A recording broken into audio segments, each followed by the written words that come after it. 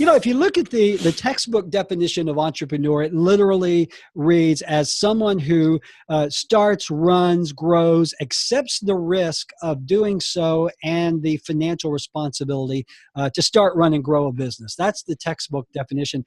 Steve, in your mind, in your words, how would you define entrepreneur? That one's pretty close, but I would add to that a person who wakes up every single day having no idea how they're going to pay their bills and figures out a way. That could be an entrepreneur or a bank robber. Yeah. Yep.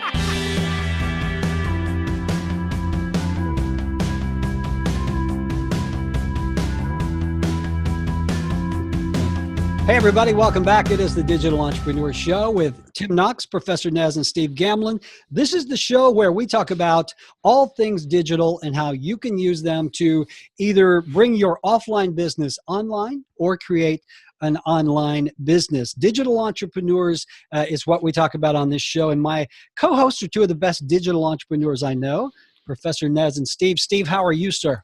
Doing great, Tim. Good to see you guys. Good to see you. Nez, smiling as always. Steve and Tim, I love this show. Love you guys. We love you, Nez.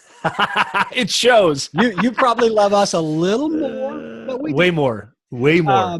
Hey, we, as I said, we come to you twice a week. Every Tuesday and Friday, we release a new show at 12 noon Pacific time, and then we do live chats throughout the week. And again, the point of the show is the digital entrepreneur, is how to use digital technology, websites, blogs, social media, YouTube videos, podcasting, Amazon, et cetera, to start, run, and grow your own business. Now, we've been doing this a while. I think this is show 9 or 10, guys. So we've talked a lot about the various aspects of digital entrepreneurship. I thought it would be good to kind of back up one day and just really go kind of a step back. Before you become a digital entrepreneur, you need to become an entrepreneur.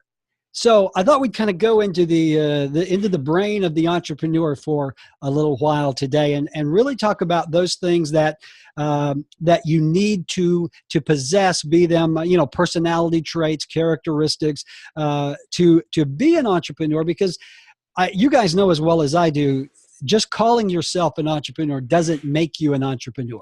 And more to the point, not everyone is cut out to be an entrepreneur. So that's what I wanted to talk about today, guys, is kind of the psyche, the mental makeup. And it's really funny, the three of us talking about things mental. Yeah. So, the lunatics are running the asylum. They really are. So, if you look at the textbook definition of entrepreneur, it literally reads as someone who starts, runs, grows, accepts the risk of doing so and the financial responsibility to start, run, and grow a business. That's the textbook definition. Steve, in your mind, in your words, how would you define entrepreneur? That one's pretty close, but I would add to that a person who wakes up every single day having no idea how they're going to pay their bills and figures out a way. That could be an entrepreneur or a bank robber. Yeah. Yep. But it's always, for me, it's always come down to, and people ask me how I keep going at this. I say, every day I wake up, I have to create something new, whether it's a system, a product, a quote, a meme, a speech story, a something. But I have to get up every single day. And because I've set myself up for this lifestyle, I've got to be actively involved every single day. There's no sitting on your ass as an entrepreneur if you want to survive at it. So I wake up every day just figuring, okay, how am I going to pay my bills today? And something happens. Yeah. Or you make something happen. Well, exactly. Yeah. It's not like the secret. I left the magic in parentheses right there. All you did recently talk about the secret. Yeah. Just speak it to the universe. In the universe, and a Mercedes shows up. Go on Oprah's show. It'll all make sense. Nez, what do you think? What in your mind, what's your definition of entrepreneur? First of all, I hate the word. I don't like the word entrepreneur. I don't like the word solopreneur. I think it's the most abused word. Yeah. Mompreneur. Yeah. I think it's the most abused word. And here's the ironic thing. It's the title of our show. But being an entrepreneur, here's what it really... Don't make me spit coffee, Nez. Let me justify it. Okay? So Tim Knox, are you here, Tim Knox? Tim Knox is here. Tim is the guy who just put coffee up his nose. Stop choking on your coffee.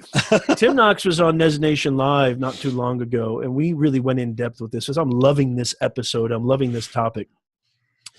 To me, forget the textbook definition. To me, if you're going to define that term, it's really somebody who's hardwired. You're cut from a different cloth. You're somebody who sees opportunity at every single turn. You're somebody who looks at a situation more from a different planet than most individuals. You look at every situation as a way to, okay, how can I leverage? How can I use this to my advantage? How can I actually, complement my expertise in an ethical way, not in a sleazy way? Okay, we're not bank robbers. Well, maybe we are. Not yet. Not yet.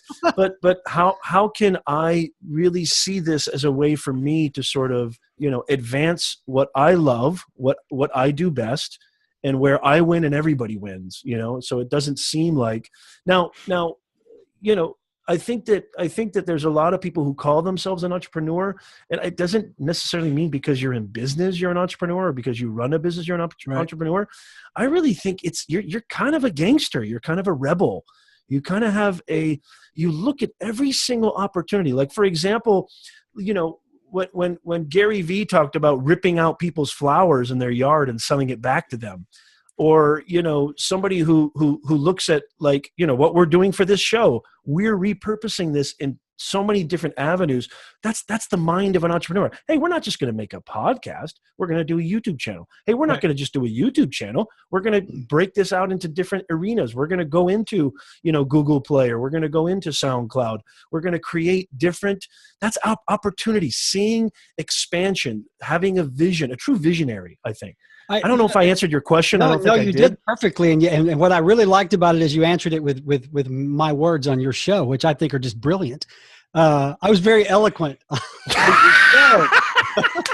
But you're exactly right. That's what. Talk about merch. Now, here's an entrepreneur. Merch, eloquent T-shirt. We're going to sell the Digital Entrepreneur Show, eloquent. That phrase. Because you can say that's the mind of an entrepreneur. Does not mean you can spell eloquent. But anyway, I digress.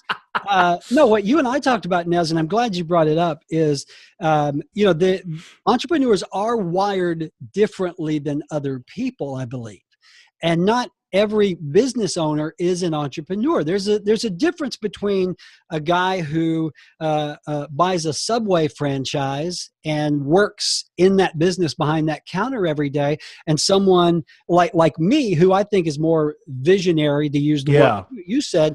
I've always been a serial entrepreneur. I've never had just one business going at a time. I've always had 3 or 4, and I was always looking for my next 3 or 4. So I think the difference is you have the business owner who starts the business, works in the business, but then that's all they do. Basically, they have created a job for themselves, and there's nothing wrong with that. Save your hate mail and your death threats. You don't want to mess with me. But there's nothing wrong with that. But to me, that would just be like sitting in a factory putting nuts on bolts. I couldn't do that. Steve, would that be not mind-numbing to you? You said you get up every day and do something different and figure out how you're going to kill something and drag it back into the cave. I think if you're like Nez and I, that would drive you nuts just to do the same thing, even though you own the business. It's just repetitive, is it not? Yeah, and I definitely don't want people to say the death threats and all that, but I don't want. He's got 9 job. dogs, folks. They're killers. I own 2 companies. I own my speaking business. I also own an entertainment company for almost 25 years, professional MC, DJ, et cetera, for a multitude of events. Even that I've never looked at as just a business. I bring something new, whether it be a new skill or something. For almost 25 years, I still love the way I handle that business. I still run it like an entrepreneur, because for me, as an entrepreneur, people ask me what drives me. I said, I need to find things I love doing and figure out a way to make money at them. That's how I define myself as an entrepreneur. But you can't just buy a system and stay stuck in that. For me, that is absolute torture. Yeah. Many, many years ago, I was doing DISC or one of the personality type studies, and we were ranking values, and so many people were saying they wanted security as their number 1 value. That was the bottom of my list. Mm-hmm. It says a lot. Do you guys remember Jurassic Park? Do you guys remember Jurassic Park? Mm-hmm. You remember when the Velociraptor, and when the guy was describing the Velociraptor's intelligence, how the dude who was like the trainer, he's like, the Velociraptor never attacks the same part of the fence. He's always looking for a chink in the armor. He's looking for weaknesses in the fence. to me, it's like a different, like what you said, a different animal, Tim, like it's like somebody who's trying to see what is the best way, what is the most optimal way for me to really use my strengths. And as Steve said so eloquently, if I may add, it's doing what you love and trying to make money at it and trying to succeed at it and trying to be, and entrepreneurs don't like to hear no. And Tim said this on my show. Tim said, you tell me no. And that really gets me going. We don't like to have people tell us what to do. Maybe that's where unemployable comes into. We don't like having people tell us you can't do this. Steve doesn't like having people tell him you can't be a vision board, or you can't speak, or you can't do this, you can't video create. It almost spurns you, and it just you turn into that, you turn into that raptor. You just attack. Steve, what I love the most about Nez is he comes up with these off the wall analogies, but they work. Yeah, you should see my class. We are velociraptors attacking a fence. Yep. Yeah, that's just brilliant. I'm more like what's a T-Rex with the little arm? You got the little arms. You guys both hit on some really good points there. I think, Nez, especially when you talk about the mindset and how we're wired, the traits, we are wired differently. Entrepreneurs typically are self-motivated, self-started. This is what I tell my entrepreneurial classes. If your mom or your wife or your husband has to come in and roll your butt out of bed every morning, you are not cut out to be an entrepreneur. We do not wait for people to wake us up and tell us what to do. We are passionate about our business idea. We are not afraid of hard work. We are willing to do anything and everything to get this business going and to succeed. Steve, talk a little bit about that. At the point where you turned the key, Steve, and became an entrepreneur, was there a shift in mindset for you? Had you built up to that point? Talk a little bit about how that happened, and when did that happen? Ever since I was a little kid, I knew I wanted to do something, even if it was just part-time, for myself, completely governed by myself, because I had a lot of bosses and managers who were really, really good, but then I had some who were really, really bad. Mm-hmm. And I said, I'm not going to spend a whole lifetime dealing with people like this. We're going to try to put out my fire every single day and tell me, square peg, square hole, this and that. Man, I'm different. I've cruised through so many different jobs in my teen years where I brought the entrepreneurial fire to each one. I just didn't know what I wanted to do for myself yet. So I started the DJ business when I was 25 years old. And right out of the gate, it was different, and I loved it. And I marketed myself endlessly and built up a really good reputation. I still have, after all these years, of loving what I do and bringing that energy to everything. And there's not a lot of people who are in a regular job can say that. I've never had to be woken up and had somebody say, get off your ass and go follow your dreams.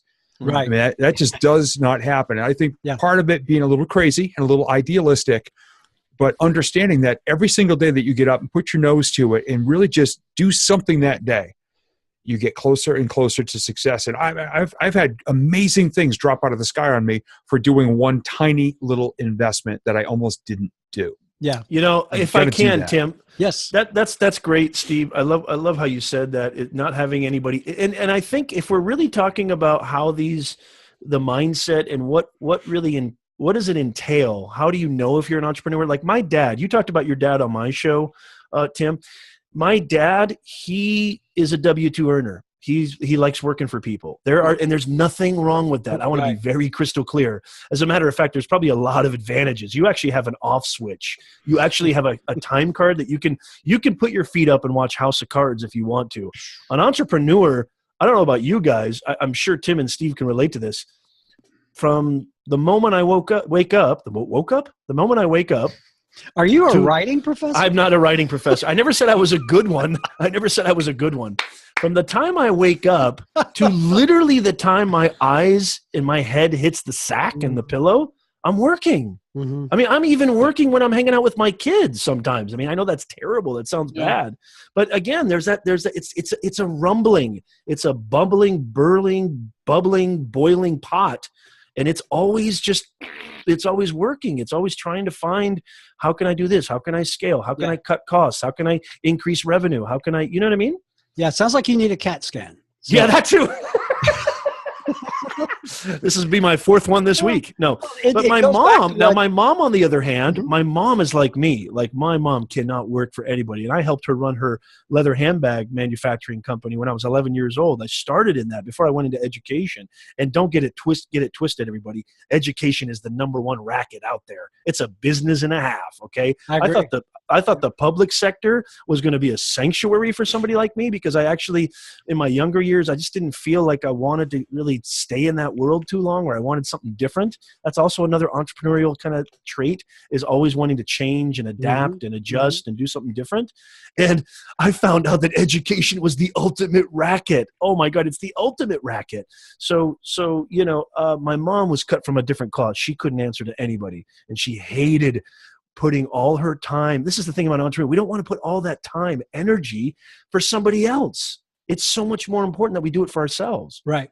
Yeah. I love that, because I'm the same way. I come from a very poor family. Growing up, I was probably the first in my family to even graduate high school, because it just wasn't important. You went out, you found a good job, you hung on to it for as long as you possibly could. So, I had a wonderful childhood. I've got no complaints. But, when you're dirt poor and everybody else around you is dirt poor, you don't realize you're dirt poor. But looking back now, there were limited opportunities and very limited money, but that made me be self-sufficient. That made me get out of bed when I was 10 years old on Saturday morning and go around and cut grass all day, and deliver papers and pick up pop bottles off the side of the road. And I think it's very interesting that out of that generation of my family, where dirt poor, very few prospects, I think there are 8 or 9 super successful entrepreneurs between me, my brother, cousins, that came out of that generation, simply because, if you wanted something, you had to get up and go get it. Nobody was going to deliver anything to your mailbox. So hard work, hard work, dedication, passion. And here's a big one, Steve. I want you to talk about this. Yep. Fear of rejection. If you're an entrepreneur, you're, by the textbook definition, you're a risk taker. Now, in my mind, the key there is mitigated risk, knowing the risk before it presents itself to you. But talk about the rejection that we face as entrepreneurs. And Nez, I'm going to come to you after this, and talk about the risk to reward ratio in the entrepreneurial mind, where, you know what, we think rolling the dice is worth it because we can't imagine doing anything else. Steve? Yeah, well, considering what I do as an author and as a speaker, I'm putting myself out there to be rejected every single day. What keeps me going and what gets me around that, and believe me, I dislike rejection. I don't like being told that somebody didn't like my stuff, or was garbage or whatever. But what keeps me going over and past the fear of rejection every day, first off, is I absolutely love what I do. Secondly, there is somebody out there who needs what I am creating right now, that it makes it worth other people not liking it, and even being attacked over it. There's somebody out there that needs it just so much in their life right now. I push past every other thing to deliver every single day something that could help that person out. Because I think, again, part of what we do as entrepreneurs, find the pain in the world and do something that can help make it go away. Yeah. So every day, I've been rejected, I've been attacked, I've been mocked, I've been criticized. I've had HR managers yelling at me after a speaking event because I wasn't what they thought. Oh, well. Jeez. Yeah. I had one really, really bad event that almost ended my career in its second year. Yeah. And it knocked me, but I had to keep going because somebody reached out just a few days later and said, when you said this, I just want to let you know how it affected me, and here's what I did with it, and now things are better. Yeah. That's what got me back on track. But how many people would have taken that critical moment and just left, not ever got on stage again? And I think that's a big thing. Nez, we talk about rejection. I think one of the main traits of entrepreneurs is, we're going to get rejected. We're going to fail. Failure is huge when you are an entrepreneur. But I think the key is how we handle that failure and get back up and get on that horse and ride off into the next adventure. Nez, talk a little bit about that, about the ability of entrepreneurs to get up, dust off the back of their pants, and climb back on. Well, Kentucky Fried Chicken is a great example. I think they were rejected. Their idea was rejected something like, 1,200 times. Colonel Somebody Sanders' said, recipe. yeah, somebody, no, the actual idea of chicken in a bucket. Oh, okay. They went to all these different investors and all these different people to gain capital and gain funding, and somebody to basically support their idea, because these were, I think it was a couple of dudes. I can't remember correctly, but something like over 1,000 times somebody said chicken in a bucket, dumb idea. Yeah. I think it was the 1,233rd person who said, hey, let's give this a go. And now there's KFCs in Moscow. So what does that tell you? I mean, talk about persistence. Failure. I mean, I wish somebody would have told me this. I try to tell my students all the time. I wish somebody would have told me this when I was 19, 20, maybe even in high school. I would have saved myself a lot of unnecessary depression and anxiety, because failure is actually a beautiful thing. Failure doesn't mean anything. It's not the matter of whether you're going to fail or not. It's when. It's how you handle it. Right. And it hurts. It's okay to embrace the hurt. First of all, embrace that it sucks. And it definitely don't try to say, no, I don't care. I did a video, a live stream about this recently. Oh, I don't care, man. These guys, I don't care what, I don't care that I don't care. Those guys care the most, when they kind of claim that. Right. But it's, first of all, accept the fact that it sucks. It definitely sucks. But guess what? It passes. You'll get over it. Yeah. Just keep going. Just keep going. As Winston Churchill said. Name drop. Name drop. When you find yourself in hell, just keep going. Do you keep a book of quotes next to your computer? I'm just an intelligent, well-read professor. Hello. You're an academic with a lot of time to Google is what you are.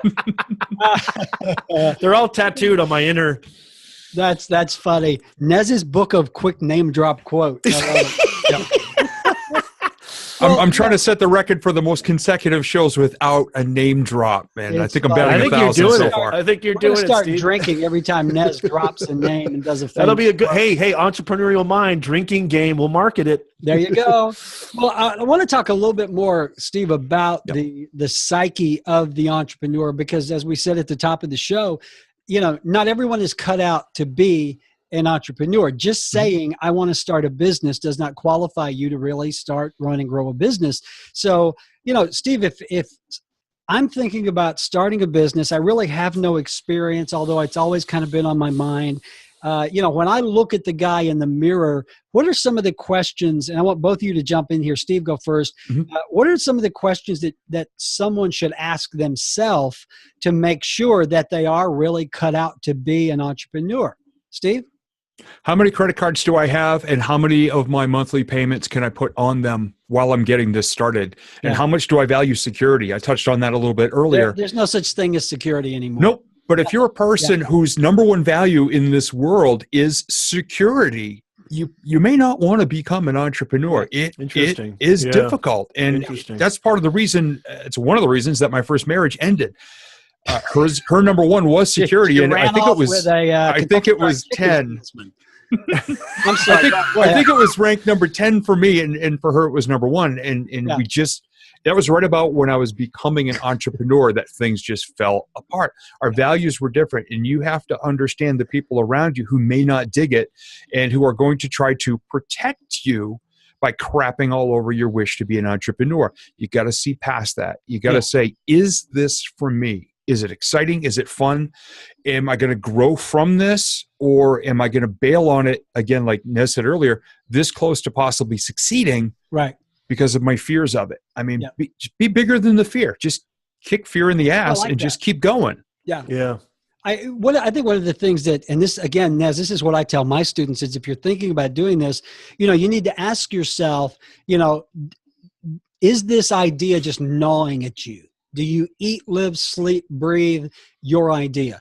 The other thing is, are you willing to do anything and everything it takes for as long as it takes to get this business off the ground, so you don't stop an inch from the finish line? And the biggest one, Nez, that the bar that always makes the difference for me is, are you willing to put everything on the line? Are you willing to, as Steve said, max out your credit cards? Are you willing to mortgage your house? Are you willing to borrow on your 401k? I think, Nez, I told you the story. I was teaching class once, and one of my students, we go around the room at the beginning of the 10-week course, and I asked, why are you here? What do you hope to learn? And he said, I just want to know how to get investors for my business. And I said, well, how much money have you put in the business? And he said, oh, I'm not putting any of my money in the business. I don't want to lose money. So, Nez, what do you tell people? I mean, if that is the bar, do you eat, live, sleep, and breathe? And are you willing to risk everything? If someone says, no, I'm not, Nez, what's your best advice to these guys? If they're not willing to invest their own money, if they're not willing to, if it's not, this sort of achy, sort of deep down, rumble in the gut that just seems to keep kind of gnawing, I would say you need to examine that. You need to ask yourself the really cold, hard truth. Maybe this isn't what I'm meant to do, and that's okay. There's nothing wrong with that. I don't think people glorify entrepreneurship, and they glorify. I live it. I love it. I can't imagine. I mean, the reason that I've been doing this. So I'm trying to grow.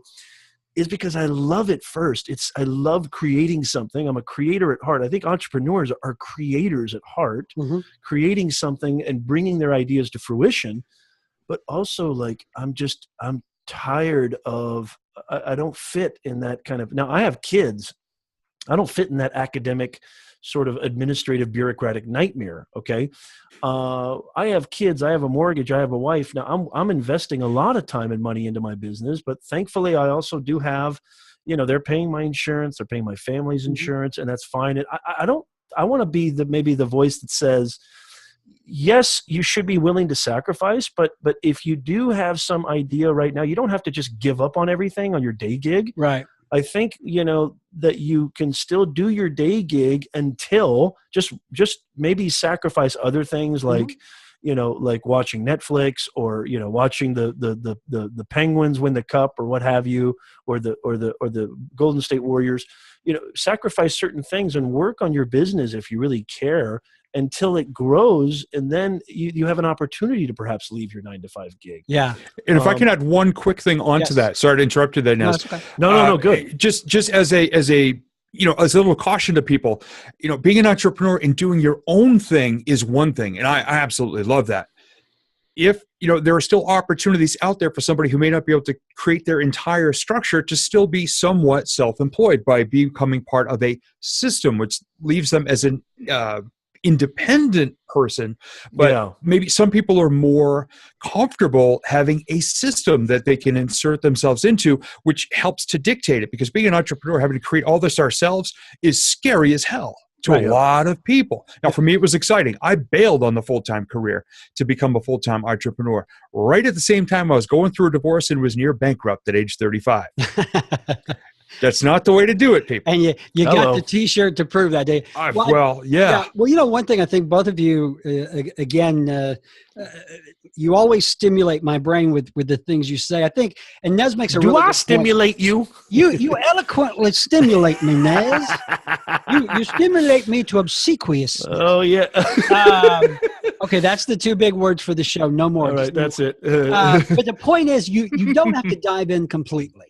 No. Because if you've got a family, if you've got kids, if you've got a financial obligation, and I've seen this happen, someone who just went, screw it, I'm going to bet the farm on this, I'll figure out how to pay the bills and feed the kids, and they go bankrupt, and there's divorce, and it just ends really ugly. You can't let your dream overtake you. I think that's a real danger. Now, if I'm 22, if I'm 26 without kids and a mortgage, holy mackerel. Knock yourself out. Yeah, but if you're your age or my age and you've got financial obligations, you've got to think about those things. So I think this is a topic we could talk on multiple shows. But I think the bottom line for me is, if you're thinking about becoming an entrepreneur, look at that man or woman in the mirror and ask yourself those hard questions. Yeah. Am I willing to do everything? Am I willing to bet the farm? Am I willing and able to work in this business for a year without a paycheck? That's a big one to me. Most businesses fail, in my opinion, because the entrepreneur fails to financially plan. So, guys, we got about a minute left. Really quickly, I know, Nez, it's hard for you to say anything in 30 seconds. But final advice to those thinking. Go ahead. I totally got this. Just do it. First of all, just do it. You find out exactly how you can do it. But the thing, just get started. I think Steve said that earlier. Getting started is probably the toughest part of, coming through on your idea. You are going to live to regret it. What's the worst that could happen? You fail. So what? So did Rockefeller. So did Steve Jobs. Did all these. Huh? Name drops. Name drops. Yeah. Everybody failed. So did Tim Knox. So did Steve Gamlin. So did Professor Nez. We've all failed. It's okay. It's better to fail than it is to regret, I think. All right, Steve, you've got 30 seconds to end us on a high note. Yeah, I think right now is the best time ever to be an entrepreneur, especially what we talk about here on the Digital Entrepreneur Show. There are so many ways that you can get your message, your product, your everything out there that cost absolutely nothing. So much easier than it was even 30, 40 years ago. So have your idea, set your plan, start to strategize, and then just go. As Nez said, to quote Nike, just do it. All right, guys. Hey, this has been enlightening for me. I hope you've enjoyed it as well. Don't forget, the Digital Entrepreneur Show comes to you every Tuesday and Friday at noon Pacific time. We do live chats in between. Hey, subscribe on YouTube, like us on Facebook, and gee, that's it, guys. Another show is in the can. You guys have a good day. Tim, Steve, and Nez saying bye-bye. See ya, guys. Go do it. Just do it.